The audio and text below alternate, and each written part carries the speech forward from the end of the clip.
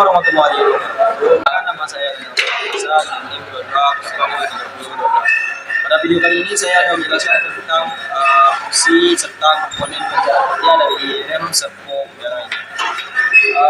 Untuk analisis kerusakannya sendiri pada analisis kami yaitu terjadi pada selang rem sendiri. Apabila selang rem terdapat kausan atau kebocoran, maka rem tidak berfungsi semestinya. Yang kedua, yang sering terjadi kerusakan pada rem ini yaitu pada rem sendiri. Kadang untuk pegas pada rem tidak balik lagi, dan pada piston juga sering juga terjadi kerusakan. Untuk minyak remnya sendiri kalau udah habis bisa juga menjadi kendala atau masalah pada rem servo udara ini. Untuk air tanknya sendiri jarang terjadi kerusakan, tapi kalau biasanya pada selangnya yang sering kerusakan. Kami satu kelompok ada 4 orang. Yang pertama saya sendiri yaitu Daniel Octaviansa, dan teman saya Bayu Octaviano, dan sebelahnya lagi Muhammad Fibriana Ilham Pratama. Satu lagi belum datang. Oke, baiklah. Rumusan yang kelima yang akan dibaca oleh Bayu Octaviano. Pengertian suspensi. Suspensi adalah salah satu komponen yang digunakan untuk menyerap getaran saat kendaraan berjalan. Sistem suspensi ini pun berfungsi untuk menjaga kenyamanan dalam berkendara. Pasalnya, komponen ini bisa meredam getaran serta guncangan ketika melewati jalan yang bergelombang atau tidak bagus.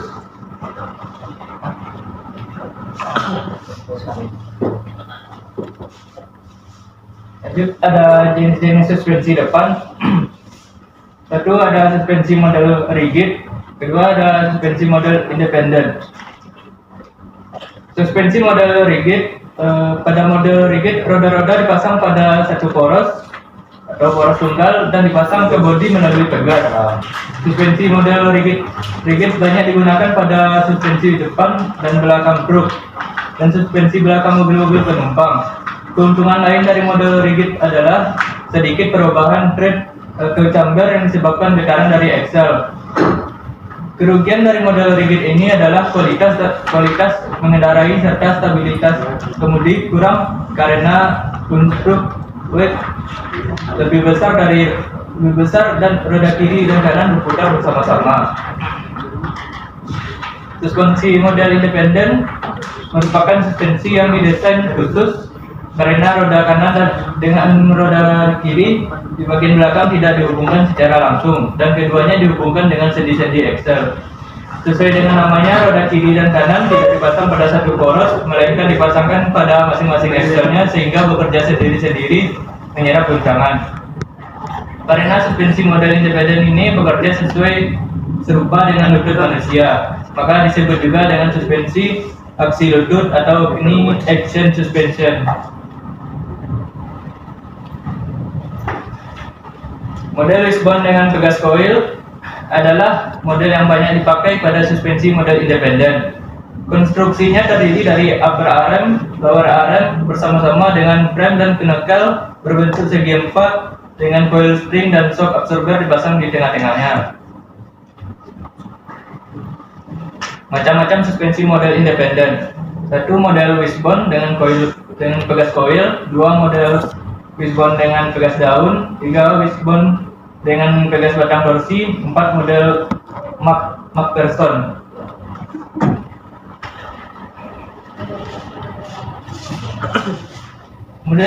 Model wishbone dengan pegas daun, suspensi tipe leaf spring atau yang lebih dikenal dengan pegas daun. Suspensi tipe pegas daun merupakan salah satu jenis suspensi independen yang mana kedua roda baik kanan dan kiri dihubungkan melalui sebuah poros. Suspensi ini biasanya digunakan pada kendaraan niaga yang membutuhkan kekuatan karena beban kendaraan yang tinggi. Lanjut, model wishbone dengan pegas batang torsi. Pada tipe ini, ujung belakang pegas torsi dipasangkan pada frame melalui ancur bracket, sedangkan ujung depan pegas torsi dipasangkan pada lower arm. Bila roda-roda berjalan di atas jalan yang tidak rata, lower arm memutar pegas torsi searah tanda panah. Hal ini mengakibatkan terjadinya reaksi perlawanan dari pegas torsi yang arahnya berlawanan dengan tanda panah. Gaya reaksi inilah yang meredam kejutan permukaan jalan. Bila ke jalan atau ketidakrataan jalan telah dilalui, elastisitas pegas mengembalikan posisinya ke posisi semula.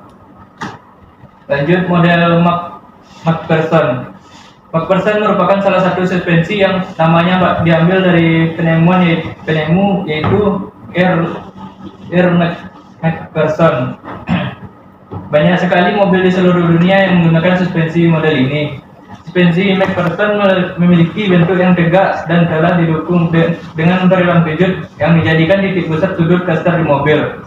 Suspensi ini sangat mudah untuk diperoleh karena penyebarannya sangat luas. Kekurangan dari suspensi ini yaitu kurang mampu dalam menerima beban dan sudut kemiringan, selalu berubah saat mobil dibelokkan atau berbelok. Hal ini membuat ban kurang bisa mencengkram aspal dengan baik.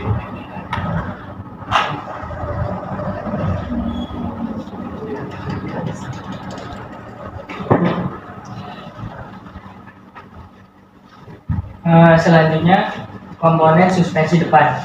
Yang pertama itu ada pegas, kedua peredam kejut, ketiga upper arm dan lower arm, keempat ada stabilizer, kelima ada strap bar, keenam ada knuckle arm, ketujuh ball joint. Pertama pegas.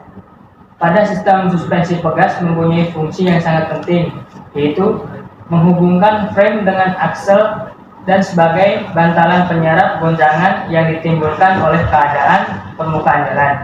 Jenis-jenis pegas ada 5, yaitu pertama ada pegas daun, kedua ada pegas ulir, ketiga ada pegas torsi, keempat suspensi udara, kelima pegas berlubang atau hollow spring, kedua ada peredam kejut. Telah diterangkan bahwa elastisitas pegas adalah untuk mencegah tumbuhnya yang diterima oleh roda sebelum diteruskan ke bodi.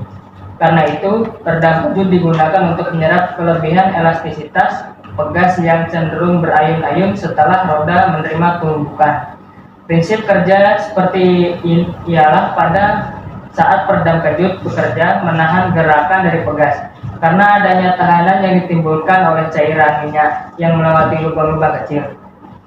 Peredam kejut dapat diklarifikasi ke dalam 2 jenis, yaitu pertama jenis lever, kedua jenis aksi langsung. Menurut konstruksinya, peredam kejut dapat digolongkan menjadi 2 jenis, antaranya yaitu pertama ada twin stab tipe, kedua ada ducarbon tipe. Ketiga ada upper arm dan lower arm. Pada jenis ini camber dan trip berubah-ubah tergantung perbedaan panjang antara upper arm dengan lower arm. Bila panjang upper arm sama dengan lower arm, thread atau jejak berubah akan tetapi camber tidak berubah, dan apabila upper arm lebih pendek, trip tidak berubah, tetapi cambernya berubah. Jenis ini disebut disparity link tipe. Fungsi utama dari upper arm dan lower arm adalah tempat kedudukan peredaman bebas pegas serta memungkinkan roda bergerak ke atas dan ke bawah dengan bebas. Keempat, ada stabilizer. Stabilizer adalah sebuah batang baja yang elastis dan berbentuk U, dipasangkan kepada rangka frame melalui karet bantalan, kedua ujungnya dipasangkan pada lower arm. Fungsi stabilizer adalah mencegah kendaraan melayang pada saat berbelok. Cara kerjanya adalah apabila kendaraan membelok, gaya sentrifugal bodi mengakibatkan pegas suspensi bagian luar mengerut, sedangkan pegas dalam mengembang. Kelima, ada strut. Strut bar adalah batang baja, salah satu ujungnya dipasangkan pada lower arm dengan baut dan ujungnya dipasangkan pada bodi dengan mempergunakan karet sebagai bantalan. Fungsi strut bar adalah menopang lower arm agar tidak bergerak ke dalam dan ke belakang pada saat kendaraan berjalan. Cara kerja menghubungkan sasis dengan suspensi bagian kiri dan kanan guna mengurangi kelenturan body roll. Dengan begitu, keduanya akan bekerja seimbang. 6. Knuckle arm. Knuckle arm adalah salah satu komponen bodi yang berada di bagian suspensi mobil. Sistem suspensi mobil sendiri memiliki fungsi untuk menekan getaran yang ditimbulkan akibat mobil melewati medan jalan yang cukup terjal. Tujuan dari adanya suspensi sendiri untuk mencegah bodi mobil tidak bergetar sehingga menambah sisi kenyamanan penumpang di dalamnya. Fungsi knuckle arm sendiri adalah untuk tempat dudukan dari roda, miring roda, hingga perangkat rem cakram ataupun tromol. 7. Ball joint. Ball joint adalah komponen pada mobil yang perannya sangat penting untuk menciptakan kenyamanan dalam sistem kemudi. Letaknya ada di antara steering, knuckle, dan juga arm, baik itu di lower arm maupun upper arm. Fungsi ball joint sebagai penghubung antara arm dengan knuckle arm dan juga bekerja menjadi sumbu roda ketika ingin berbelok ke kanan dan ke kiri, sehingga untuk menerima beban pada kendaraan secara vertikal atau lateral. Oleh karena itu, ketika berbelok, beban tersebut akan terasa ringan saat menyetir. Sistem kerjanya seperti sendi putar pada lengan sehingga mampu berputar secara bebas dan menyesuaikan pergerakan roda saat berjalan dan berbelok.